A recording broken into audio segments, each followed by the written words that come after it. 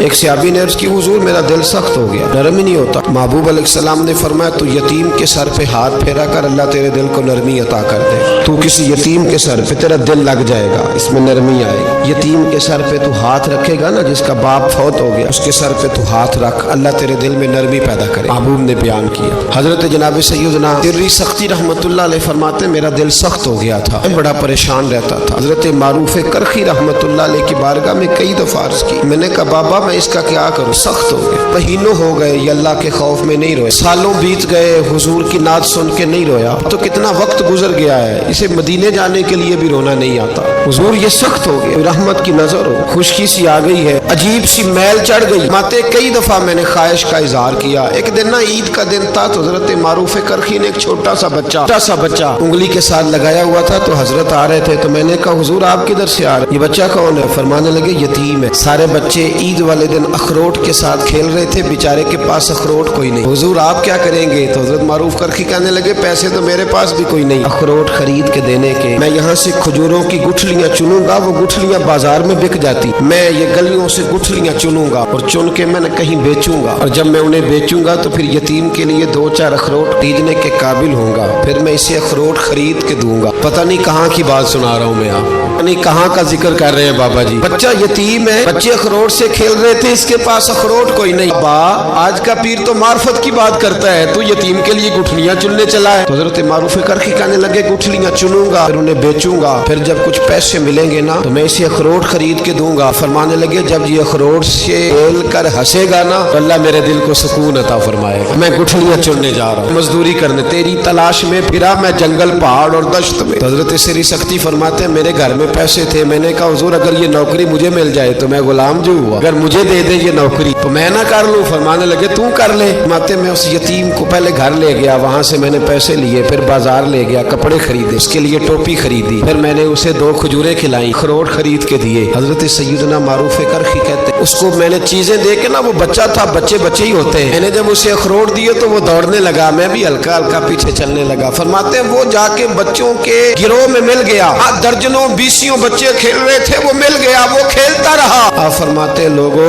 اس دن میرے رب نے میرے دل کو اپنے قرب کی لذت بھی عطا کی، اور میرا دل تھا میرے سینے پر ساری رات، تھا میرے سینے میں، میرا ساری رات میرے نبی کے قدموں کا طواف کرتا رہا۔ نہ لگ گیا ہے پاک ہوئے تے پاک بھی ملدا ہے، بنا پاکوں پاک نہیں ملد، سادے وجود نو تون دے نالوں اکو تولا ٹکڑا دل دا۔ یہ دل میں خشوع پیدا ہو جائے نا، خشوع تو یہ لگ جاتا ہے۔ نبی پاک صلی اللہ علیہ وسلم نے فرمایا قیامت میں اللہ کے عرش کے سائے کے علاوہ سایہ نہیں ہوگا، اللہ کچھ لوگوں کو اس دن اپنے عرش کا سایہ دے گا، ایک اس شخص کو بھی اللہ سایہ دے گا جو نماز پڑھ کے ہاتھ ہو جاتا ہے، دل اس کا مسجد سے لگا رہتا ہے، اس کا دل لگ گیا نا وہاں، اس کا دل لگ گیا۔ ربیع بن خثیم رضی اللہ تعالیٰ عنہ کتابی تھے، وہ کہتے ہیں میرے کسی نے دل میں بات ڈال دی کہ بس دل میں ڈال دی، نظریں جھکا کے رکھنی ہے، بس کسی نے دل میں بات کہ نظریں جھکا کے رکھنی ہے۔ 20 سال وہ آتے رہے حضرت عبداللہ ابن مسعود کے گھر، تو نظریں اس طرح جھکا کے رکھتے تھے، جب دروازے پہ دستک دیتے تھے نا، حضرت عبداللہ ابن مسعود کی کنیز دیکھنے جاتی تو کہتی تھی حضور وہ آپ کا نابینا دوست نہیں، وہ نابینا وہ آیا دروازے پہ۔ حضرت بات سن کے ہنس دیتے۔ 20 سال گزر گئے، 20 سال آتے رہے، 20 سال۔ ایک دن کہا تھا کسی نے نظر جھکا کے رکھنا، تو کہتے کنیز باہر جاتی، کہتی حضور آپ کا وہ نابینا دوست نہیں وہ آیا، تو حضرت ہنس دیتے۔ 20 سال گزر گئے تو کنیز ایک دن کہنے لگی حضور میری جرت تو نہیں پر مجھے بتائیں تو صحیح کہ میں جب بھی آگے کہتی ہوں نابینا ہے آپ ہنستے ہیں، میں نے 20 سال نہیں پوچھا، آج تو زمانہ بیت گیا، بتائیں تو صحیح۔ فرمانے لگے وہ نابینا نہیں، اس کا دل لگ گیا ہے، یہ بات بیٹھ گئی ہے کہ نظریں جھکا کے رکھنی ہے، وہ نابینا نہیں اسے تو نظر آتا ہے، آج جب آئے گا نا تو پردے کے پیچھے کھڑی ہو کے دیکھنا جب دوبارہ آیا۔ بی بی کہتی ہے پردے کے پیچھے میں نے کھڑے ہو کے دیکھا، وہ تو آنکھیں کھول کھول کے دیکھ رہا، اس کا دل لگ گیا تھا کہ جب کوئی عورت نظر آئے تو پھر نظر جھکا لینی، پھر نابینا بن جانا ہے، تو اس کو بن گیا، تھک گیا دل اس طرف، تو بات بن گئی۔ حضرت عبداللہ ابن مسعود جناب ربیع بن خثیم رضی اللہ تعالیٰ عنہ سے فرمانے لگے تو تابعی ہے، کاش تو صحابی ہوتا، اور مجھے امید ہے اگر مصطفیٰ کریم تیرا چہرہ دیکھتے تو ضرور تجھ سے راضی ہوتے، کاش تو صحابی ہوتا۔ اس کا علاج کرائیں، خوشبو ہی نہیں ہے، دل لگ ہی نہیں رہا۔ آپ یقین کریں بہت سارے ایسے لوگ ملنے آتے، دل کرتا ہی نہیں کہا جائے یار تو چلا جا، پھر کبھی آنا۔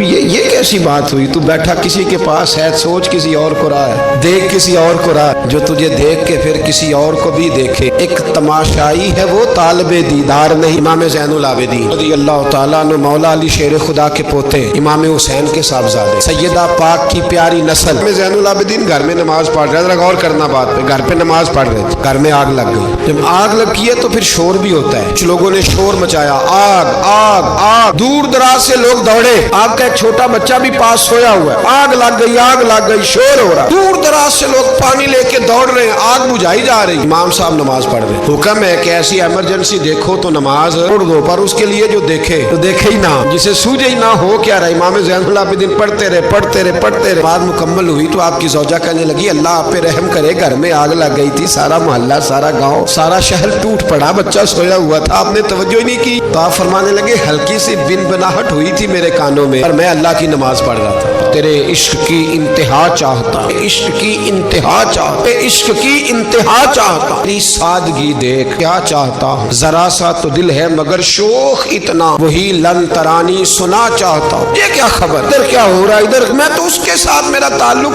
मैं तो अल्लाह की बारगाह में हाजिर था, मुझे क्या पता। बीबी कहने लगी आग लग गई थी, तो फरमाने लगे भली मानस चुप कर, तुम दुनिया की आग बुझा रहे थे, मैं जहन्नम की आग बुझा रहा था। तुम लोग अपने शोर में थे तो मैं अपने जायके में, और मैं ये लोग अपनी नमाजों में आजिज़ी कर दिल लगा के करते हैं जो करते हैं। बड़ी खूबसूरत मिसाल है, हजरत रूमी ने लिखी है, बड़ी मशहूर भी है। एक नमाजी नमाज पढ़ रहा था, मेरी तरह का नमाज, मजनू उसके आगे से गुजर गया, लैला के घर जा रहा, तो नमाजी अत्ता याद पे था, उतनी देर में उसने भी नमाज मुकम्मल कर ली, तो पिछले से पीछे से जाके मजनू का गिरेबान था, लगा शर्म नहीं आती तुझे, मसले का नहीं पता, नमाजी के आगे से नहीं गुजरना चाहिए। कहने लगा यार माफ कर दो, मजनू कहने लगा माफ कर दो, गलती हो गई। हालांकि शहजादा था, पर माफिया क्यों मांग रहा है, इसलिए कि किसी से दिल जो लग गया, आजिज़ी आ गई, इनके चल यार माफ कर दे, तेरी मेहरबानी, गलत। नमाजी था बड़ा पक्का, तो वो लगा नहीं नमाज खराब कर दी तूने, तुझे पता नहीं आगे से नहीं गुजरना चाहिए। वैसे भी जमाने का रिवाज है, जो माफी मांग ले लोग समझते हैं बुज़दिल है, ये भी बड़ा मसला है। आप थोड़ा सा कह दे कि जब देखी जाएगी जो होगी, समझते नहीं है दम कम, माफी मांग ले सामने वाला बिगड़ जाता है। लेकिन इसका मतलब ये नहीं कि हम माजरत करनी छोड़ दे, वो अगर बुरी आदत पे है तो हमने अपनी अच्छी आदत को कायम रखना है। कहा जनाब माफ कर दे, तो नमाजी कहने लगा नहीं नहीं तुझे अकल नहीं है, यदि कि आगे से नहीं गुजरना चाहिए। फिर मजनू ने बड़ी बात कर दी, फिर एक आशिक ने आशिकों वाला जुमला बोला, फिर एक मोहब्बत करने वाले ने बड़ी बात की, कहने लगा यार नमाजी मैं तो माफी मांग रहा हूँ, तू नहीं दे रहा, चल एक सवाल का जवाब ही दे दे। मैं तो औरत के इश्क में जा रहा था, मुझे तो तू नजर नहीं आया, तू नमाज पढ़ रहा है। मैं तो बीबी के इश्क में था, मुझे तो तू नजर नहीं आया। तू बता तू रब के इश्क में था, तू मुझे कैसे देख रहा था, मैं तुझे कैसे नजर आया, हालांकि तू अल्लाह के इश्क में खड़ा था। मालिक हकीकी की मोहब्बत में तेरी मेरे ऊपर नजर कैसे पड़ गई, मैं तो औरत के इश्क में था। अब नमाजी साहब शर्मिंदा हो गए, जिन्हों कहने लगा आज के बाद जब रब की बारगाह में खड़े होना ना तो वल्लज़ीना आमनू अशद्दु हुब्बन लिल्लाह, फिर नमाज के लिए नहीं उसके प्यार में भी खड़े होना, दिल लगा के खड़ा हो।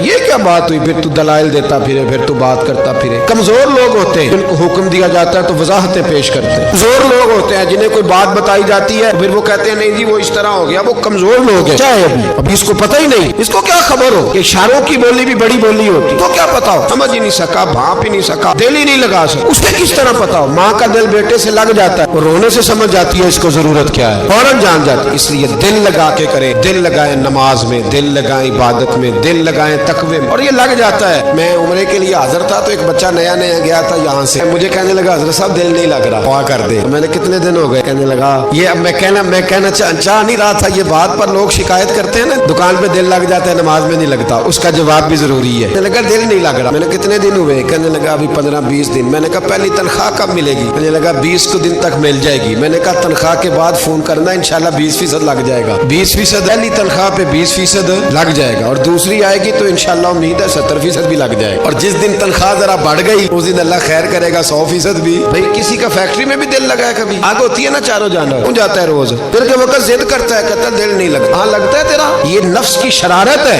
ये नफ्स की शरारत है, इसको समझा, इसको बता, इसको कायल कर, ये तमाशा है तेरा। एक ऐसी बात हुई जरा सैर करने गया तो दिल वहाँ 50 दिन लग गया, मस्जिद में कुरान में आधा घंटा नहीं लगा, ये शरारत है तेरे अंदर की, इसका ख्याल कर। ये कैसे बात हुई कि तेरा दिल नहीं लगता, लगता है भाई, बात अहमियत की है। मुस्तफा से प्यार किया, उसका दिल मदीने में लग गया, वह इतना सा फर्क है, जिसने जिसको अहमियत दी उसका वहां दिल लग गया।